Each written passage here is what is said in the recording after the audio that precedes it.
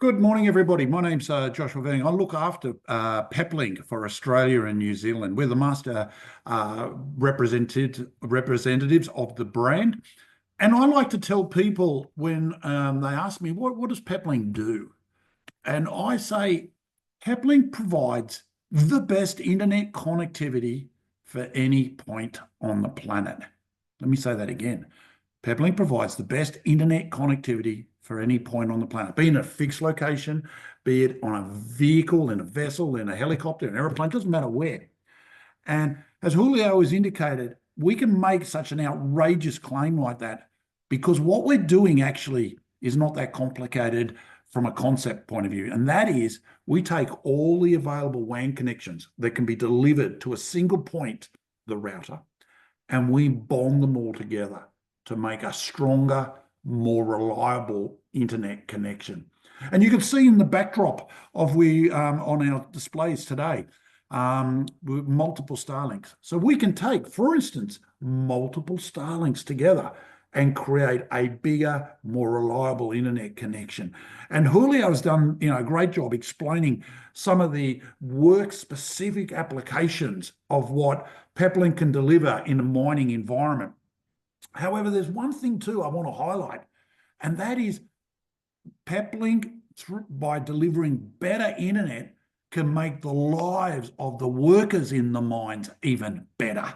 Because what Peplink can do is connect and provide real-time applications like FaceTime and communications for all the workers who can still be in touch with their home life, even though they're remotely out. And a few years ago, you couldn't do that, or it was extremely expensive. But today, through the power of modern day communications and reliable comms, we can now deliver these types of services. So today, I'm going to just very quickly give you a overview of Peplink. This is very simple, it's non-technical, so bear with me as I go on this journey. But Peplink doesn't matter what your WAN connections are, right? It doesn't have to be multiple Starlinks. It can be Starlink and 5G, it can be Wi-Fi as WAN, or it can be a fixed connection, in any combination. There's no limit. We can bring them all together to provide that best internet connectivity. And whilst today we're talking specifically about mining, but Peplink is solving problems for customers in multiple industries today. And the solution works as a combination of hardware on site, and we have a head end that brings it all together. So you bond between two entities. There's a management tool that makes it really easy to control. And then there's the bonding magic, which we call SpeedFusion. And let me explain what it actually does.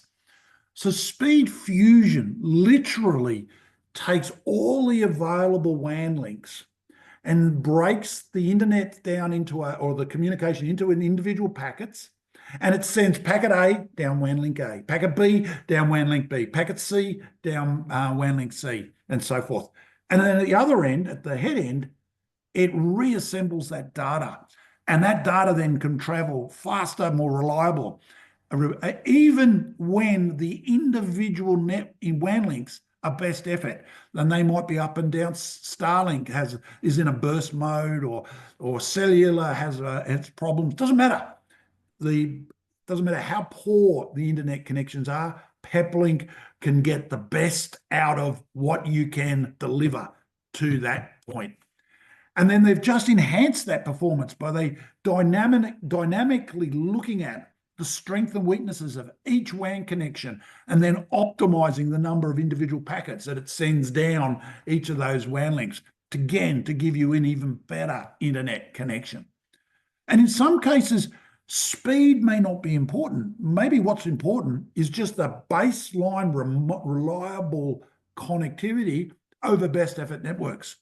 And in that scenario, we've created this smoothing function. And literally what it's doing is it's taking one packet and sending it simultaneously down all the available WAN links, and then grabs the first packet that turns up and discards the rest.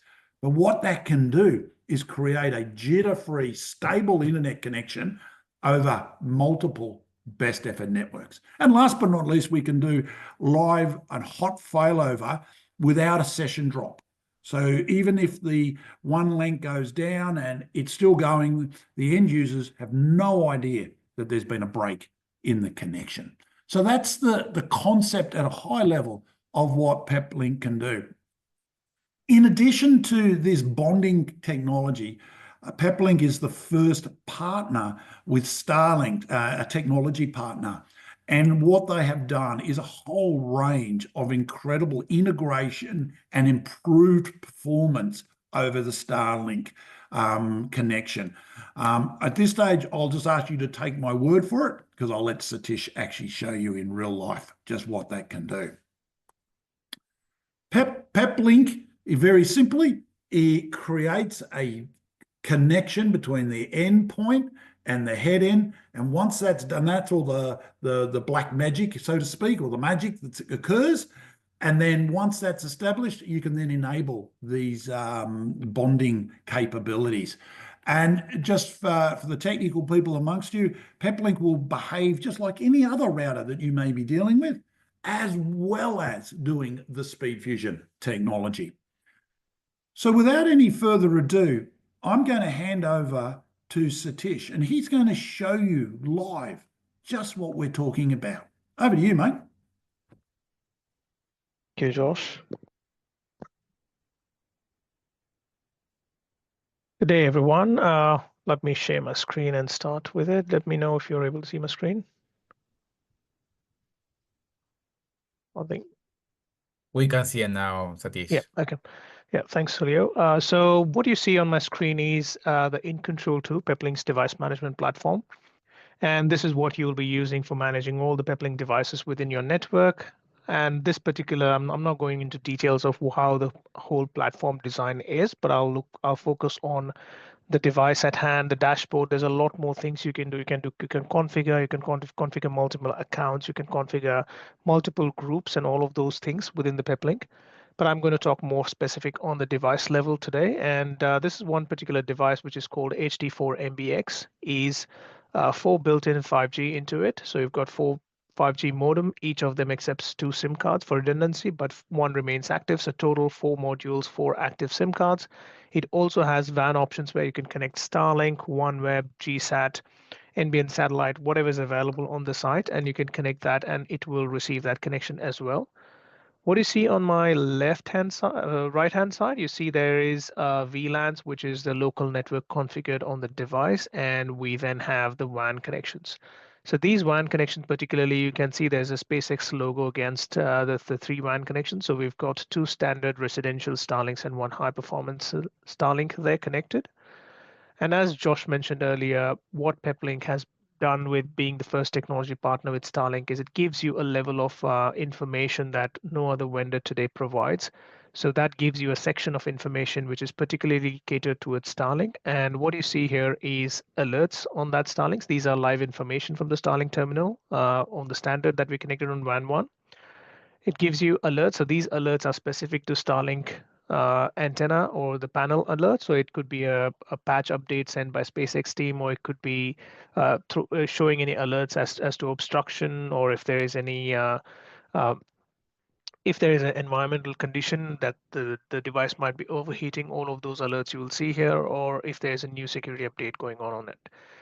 It gives the ID of the panel as well, gets the revision, hardware revision, and the software version that's on that panel. It gives you the uptime of the panel. So this particular has been up for 7 hours, 14 minutes. And there is a small subsection within that which says boot count 198. So this particular, nothing to be concerned about. Every time a Starlink terminal reboots, this counter goes up. So we have had this terminal for about 3 years, and it has rebooted around close to 200 times. It gives you a fraction obstruction on that panel as well. So our panels are located in our office in Kensington, where we have a very small 1 square meter real estate that we have placed 3 panels. Not ideal to place them. You're supposed to place the panels at least 0.5 to 1 meters apart from each other, so that you have that the wavelength range that's covering that panel, and you're not obstructing it. So this obstruction is particularly that if there's any obstruction over the panel, it notifies that and how long that's been obstructed for. It also gives you uplink, downlink, and latency of that particular link. So right now we're just running a purely simple health data on it, and that's why it's a few kilobytes on it. If you're running your data continuously, this is our demo equipment. If you're running your data continuously, it'll show you what rate that each of the panel is sending the data. It gives you the angle also, at which the Starlink is connected. The best thing about this is you could also reboot and store the Starlink. So in case you had some issues with the Starlink, one of the panel connected to the device, you could send a reboot signal and that will reboot the Starlink. Or if you want to store them during non-operational hours, you can store them as well. And similarly, irrespective of how many Starlinks you connect to a Peplink device, this particular device can support up to 3. But if we have a range of hardware that can support all the way up to 15, 20 Starlinks, and the maximum that has been tested with Peplink is 21 Starlinks. The largest deployment in Australia is 8 Starlinks, and Starlink generally recommends not to go beyond 12 Starlinks. That's, again, this goes back a couple of years ago, which they put 16 Starlinks on a Peplink, and that nearly broke the Starlink's backbone internet connection for some time, and that's where Starlink, that partnership with Peplink, that helps, and that's how Starlink came about and said at a particular concentrated location, you're not supposed to put more than 12 Starlinks. Probably that might have changed over a period of the last 2 years, but it gives you the indication of how many Starlinks really can you bond and achieve a high throughput as well. Similarly, if you have your own private 5G on a particular mine site or your own industrial site, you could combine the 5G connections with multiple 5G modules within the device and achieve a higher result. And if you have a public 5G network connection, i.e. Telstra, Optus, or other carrier available at the site, you could also use that connection to include into this for bonding. So what you see with the cellular as well, it gives you a lot of level to troubleshoot information. It gives you the IP address and subnet mask, which physical SIM slot is in use. You could also push an eSIM from the platform directly onto the device if you have your own eSIMs. It'll give you the information about which network it's connected to, what type of network it's connected to. So this one is connected to 5G NSA, and you can see all the frequency bands it's currently latched onto and the respective signal strength, signal quality, noise. This is very handy for someone doing IT and looking at a mine site which is remotely located to troubleshoot the device and find out what could be causing the speed or throughput or dropout issues. And below that is the SpeedFusion VPN. So as Josh mentioned, it's a two-part solution. You have the head-end equipment and you have the edge. The edge sits on the customer sites or the mine site, and the head-end sits in the headquarters or data center or a cloud. And between these two devices, you bond the connections to achieve a higher throughput. So let me take you to the device itself and show you what that bonding looks like. So these are the 3 Starlinks. I am bonding this. We are based out of Melbourne, and I'm bonding these connections, 3 Starlinks plus 4 Cellulars, to our own head end hosted in AWS Sydney. And if I run a quick download test, you will see that per WAN connection, I get certain download speed, and at the bottom, that's the aggregate I'm able to achieve with a combination of 7 WAN connections. So overall, I'm able to achieve close to 500 and 500 plus. This particular device is rated for 500 to 600 meg throughput. So that's where it's you can see the maximum throughput kind of throttle at. It doesn't mean that it will not go beyond that. It can go beyond that, but there's bigger hardwares that can do up to 4 gigabits, and the new hardware that's going to be released in a month's time can do up to 30 gigabits. So you could have more Starlinks connected to it, plus say 12 Starlinks, 12 OneWebs, and you can just create wonders in terms of what speed you can achieve there. While in operation, if I lose certain WAN links, it doesn't mean that I lose connectivity. I will reduce the bandwidth, however, because I've lost WAN connections, but it will seamlessly send data without disruptions, without packet drops, without session drops. So when the WAN links come back online, it will start participating in the bonding, and you'll see that the bandwidth naturally goes up, and it will give you a higher capacity link. This is a symmetrical link between the 2 sides, which is the head end and the edge, and you can also track the packet loss of each link and the latency of each links. And similarly, if I have to run a quick upload test, you will see that per WAN connection, I get certain upload, and at the bottom, we get the aggregate upload speed. So with the uploads at Starlinks, it again is very limited. So you get a maximum Starlink rates is you will get about 25 meg upload. Typically averages around 10 to 15 meg per panel. So with that, at least you're still getting a significant amount of upload in cases where you're getting nothing.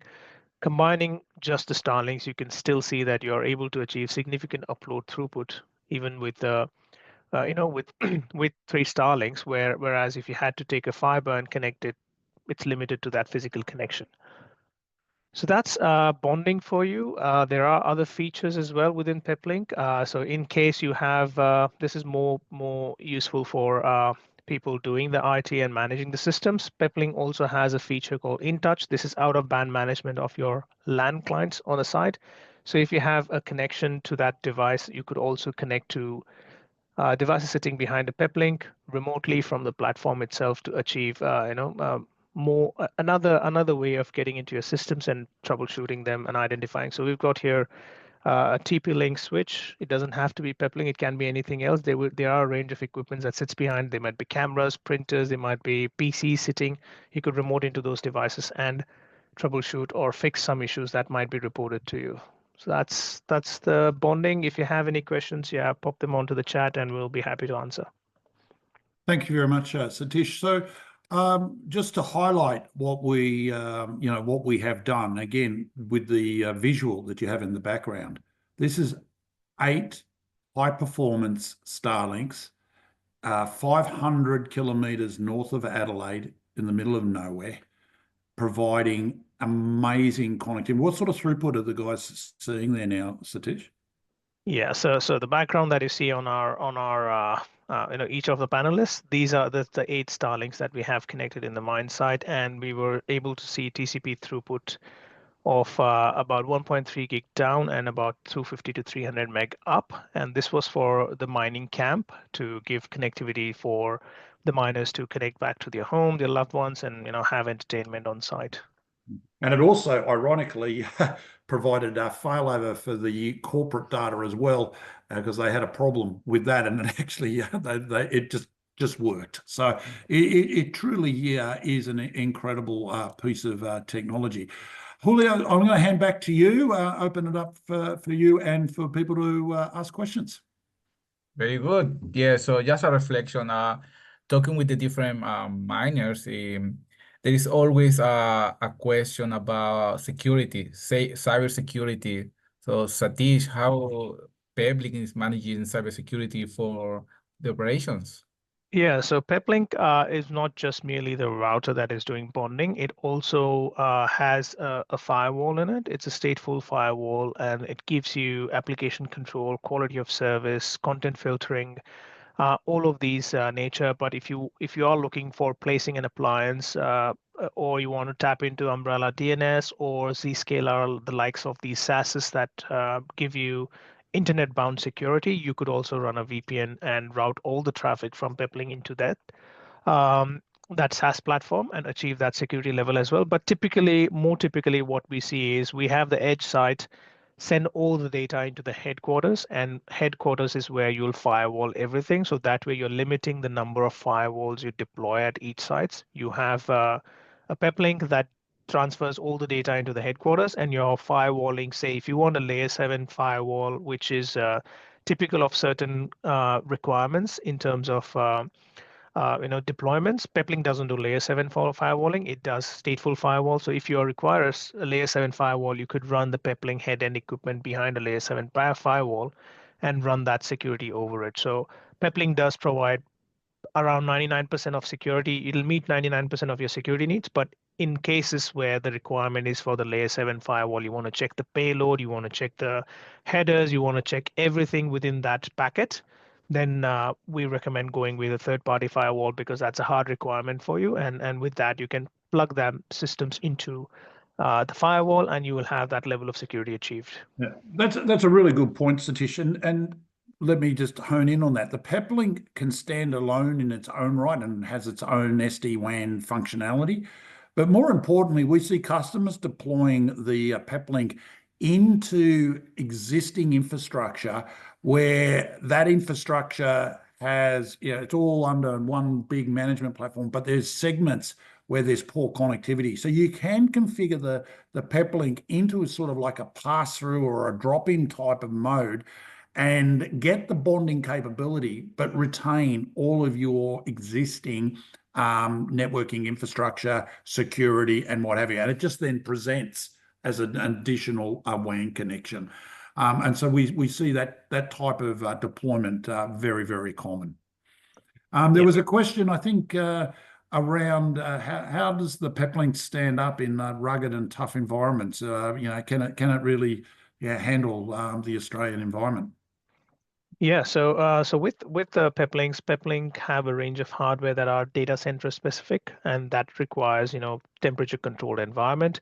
Peplink has also hardware that is designed for rugged environments, so the likes of mined vehicles where you have high vibration, you have high temperature variance, plus also these mine sites could be sitting anywhere across Australia, and the temperature, the terrain, the different topologies across Australia can cause different environmental conditions, and we do have hardware that supports that are IP67 rated that could be mounted on top of the roof. We have hardware that is ruggedized and dust proof that can sit inside a vehicle. We have M2L connector hardwares as well. That is that is a key requirement where you have high vibration, such as these high the loaders and the dumpers that we have in the mining sites. So we have a range of equipment that is designed for various environments, and together, irrespective of what variant it is, they can run what you saw on my screen today, which is the bonding and the smoothing and the high capacity. So you could achieve a greater resiliency of network throughout your mining site, not just for the point in the mining site, but also the vehicles and the other equipment sitting on the mining site. You can connect them all together and bring about as one single network. So does Peplink, is it the complete solution, Satish, or can it work with other technologies as well, like mesh and things like that? How do we get into all those hard to reach locations? Yeah, so Peplink, if it is a new install, it is a complete technology, but we have cases where the customer already has an infrastructure and we are just plugging in the Peplink to enable them for the extensions that they were not able to connect previously. So looking at a fresh install, it does have Wi-Fi mesh enabled on the devices itself. And you could extend your Wi-Fi coverage through the LAN side of the things, where you can extend the Wi-Fi with Wi-Fi mesh across multiple access points. Peplink has outdoor IP67 rated access points as well, and switches, the rugged switches that are designed for harsher environments. And you can connect all of these systems with a range of Wi-Fi. You could also plug in a third-party mesh technology within the Peplink that can extend those are typically your proprietary, spectrum, where you license the spectrum on Wi-Fi, and you have those Wi-Fi mesh devices can extend the range up to 50, 100 kilometers as well. You can plug them into the Peplink and achieve that results as well. And for the hybrid setup where the customer already has the infrastructure, say the big four brands, and they are already installed all of them, but on satellite sites where they have poor connectivity or absolutely unable to get any connections on, they could then rely on Starlink, the OneWeb, the GSAT, and bring the Peplink solution into equation and plug into their existing infrastructure, either in the drop-in mode or pass-through mode, and enable that connectivity and get that higher capacity for that sites, which they could not do earlier. What about situations where customers are using like private LTE or private 5G? How does Peplink behave in that environment?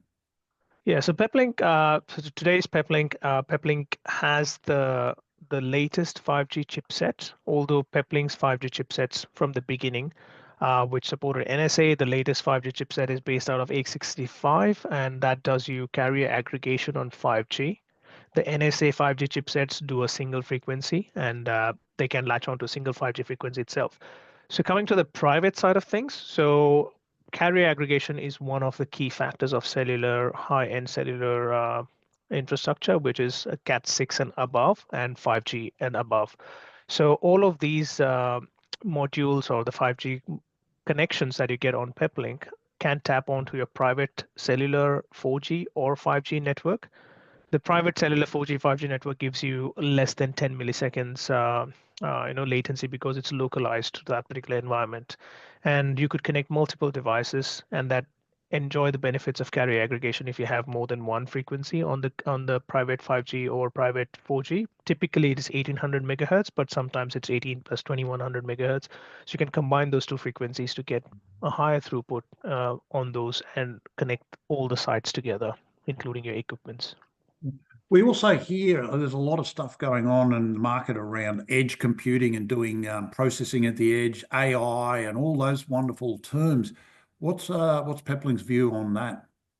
Yeah, Peplink, as I said, there are segments which is data center centric, and then there is mobility centric, which you go deploy on vehicles and rugged environments. So each of these equipment have Docker capabilities. Most of the Peplink equipments within the mobility segment has Docker capabilities, except for the really low end of the Peplink systems. And Docker is a very open source term. You could deploy your own Dockers. Peplink reserves half of its resources for Docker engine, and you could deploy anywhere between 2 to 5 Dockers per device. It could be running your duress system in the vehicle. It could be tracking all the information. It could be running your comms system, which is your radio and other things. You could have images wrapped into this Docker and run off of the Peplink hardware, wherein previously you would require a router, a duress system box, industrial computer to manage everything else.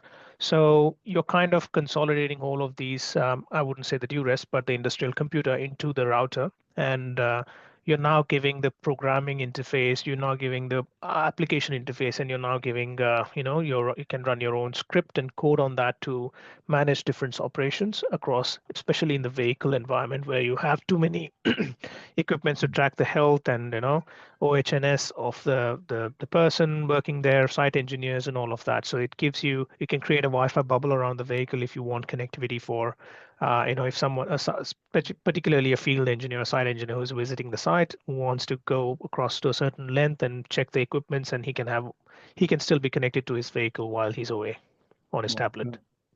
Thanks, Satish. I'm again inviting anybody on the audience to ask a question. Hand back to Julio. Fantastic. Yeah, just a reflection. We are very focused on the mining operation. However, visiting different mine sites in Australia, New South Wales, Queensland, and even in PNG, there's always lack of challenges in the internet connectivity. It's not only for the mine operation, it's for the whole community, for the people, the business that in the region. And that's made very hard to do business. And even for when you stay there, you need to stay in a mining camp. And then sometimes it's very challenging to get any connection to do anything. So these solutions, they're very versatile. They're not only for the mining operation, but can be applied for different business environment, right, Satish? Yes, yeah. So it can be applied in various environments, not purely mining centric, as we saw in one of the slides with Josh. We have multiple verticals that we work on, and Peplink has a solution for each of those verticals. Fantastic. We have seen a very good, exceptional reception from emergency services because those services need to be connected to internet all the time. So that's one thing. But in mining, they're also looking to back up all the mining emergency services. So I'm talking to one of the mining sites here in Australia. And what they have is they have several sources for internet. So they have 4G, they have Starlink that seems to be very popular as a backup. However, they have that working in parallel. So what Peplink bring is basically to merge all together, right, Satish? Yeah, that's correct. So you could have any number of connections, but it could be Wi-Fi as WAN, it could be cellular, it could be cellular 4G, 5G, it could be Starlink or OneWeb or any other means of connectivity that gets you that WAN bearer. So you can combine them all together, as you said, merge, combine them all together and achieve that seamless failover without the packet drops, and higher capacity of that link. So you could benefit from having those many links and achieving the capacity with those links. Very good, very good. So, thank you, George. Thank you, Satish. This is the end of our main session. So now we would like to hear from you. If you have any question, our contact details are on display. So we are here to support you with anything related to connectivity, Peplink technology, or mining network. So feel free to reach out so we can provide you a very customized solution for your challenges, and we can set up easily a meeting with any of you that would like to continue the conversation. So thanks again, and we are looking forward to stay connected and supporting your operation. Have a great day today. Thank you. Thank you.